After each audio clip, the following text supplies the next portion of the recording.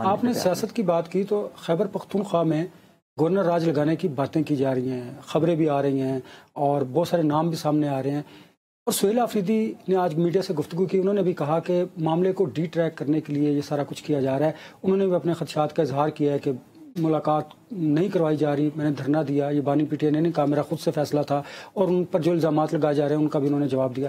تو کے پی کے میں ایسی صورتحال ڈیولپ ہو رہی ہے کہ آپ سمجھتے ہیں کہ جو خبریں ہیں ان میں کوئی صداقت ہے، لگ سکتا ہے، امکان ہے گورنر راج کا؟ کیونکہ نام بھی میں اگر آپ کہیں تو مینشن کروں، 3 اس میں بتائیں نا ہیں سیاسی شخصیات ہیں. ان میں امیر حیدر خان ہوتی ہیں، پرویز خٹک صاحب ہے، آفتاب خان، شیر پاؤ صاحب ہے. اور ان میں اگر سابق فوجی جو ہے افسران ہیں ان میں لیفٹیننٹ جنرل ریٹائرڈ غیور اور لیفٹیننٹ جنرل ریٹائرڈ خالد ربانی، ان کے نام بھی جو ہیں وہ سامنے ہیں. تو سمجھتے ہیں کہ ایسی سچویشن ہے صوبے میں کہ گورنر راج لگ سکتا ہے؟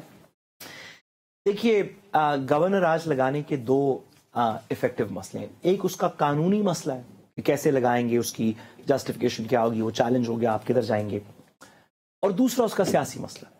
میں قانونی مسئلے پہ پہلے بس بریفلی یہ بات کہوں کہ اس کے جو بھی اگر آپ نے گورنر راج لگایا، آپ بے شک آئینی عدالت میں اس کو چیلنج وہ ہو، اور ایک ایسی عدالت میں جو حکومت کے خلاف فیصلہ نہیں دیتی، لیکن پھر بھی اس کو چیلنج ہوگا، اس پہ لیگل بحث ہوگی. اور جو گورنر راج لگانے کی آپ کو میں بتاؤں، گورنر راج شہباز شریف صاحب کی حکومت کے خلاف پنجاب میں لگایا گیا تھا 2009 میں، جب لائرز موومنٹ چل رہی تھی. شہباز شریف صاحب کو ڈسکوالیفائی کر کے سلمان تاثیر صاحب کا گورنر راج لگایا گیا تھا.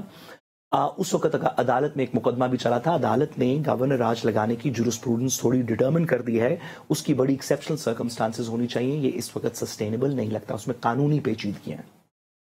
لیکن اس سے بھی زیادہ سیاسی پیچیدگی اس سے زیادہ ہے. اس وقت اس حکومت کے پاس طاقت بھی ہے، عدالت بھی ہے، ریاست بھی ہے، انٹرنیشنل الائنسز بھی ہیں، دیگر چیزیں بھی ہیں. لیکن جو ایک چیز یہ حکومت سٹرگل کر رہی ہے لینے میں، وہ عوام میں مقبولیت ہے، پبلک لیجٹمیسی نہیں ہے.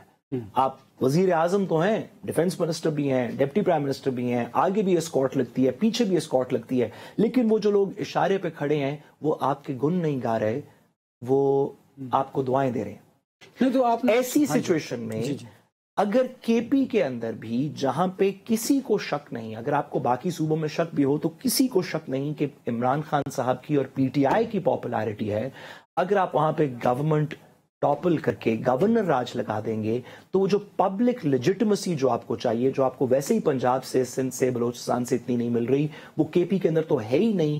اس پرابلم کو، جو پرائمری پرابلم ہے اس حکومت کا، پبلک لیجٹمیسی کا، اس کو آپ مزید گڑھا اس کے اندر کھو دیں گے جس میں سے نکلنا بہت مشکل ہوگا.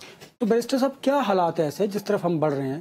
دیکھیں نا، یہ خبریں ایسے تو نہیں منظر عام پہ آتی. کیا سیکیورٹی ایشوز ہے وہاں پہ یا پولیٹیکل ایشو ہے کے پی کے میں؟ دیکھیے، سیکیورٹی ایشو بھی ہے، پولیٹیکل ایشو بھی ہے. لیکن ہم آج سیکیورٹی ایشو تو بلوچستان میں بھی ہے، سیکیورٹی ایشو بلوچستان میں بھی ہے، سیکیورٹی ایشو وفاق میں ہے، سیکیورٹی ایشو کچے کے ڈاکوؤں کے ساتھ ہے، سیکیورٹی ایشو انٹیریئر سندھ میں ہے، کراچی.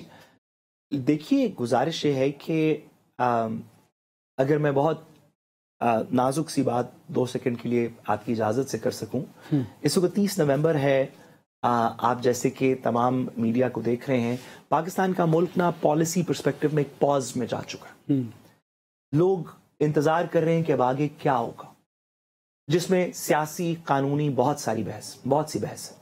ہمارے اداروں میں کیا ہوگا، لندن میں جو پرائم منسٹر صاحب موجود ہیں اس میں سے کیا نکلے گا، جو عدالت نہیں بنی ہے یہ کس رخ کو چلے گی، کے پی کے اندر کیا کہانی چلے گی، عمران خان صاحب سے اس ہفتے ملاقات ہوگی نہیں ہوگی، اس کا ہم نا ایک پاز کی سٹیٹ میں لگ رہے ہیں.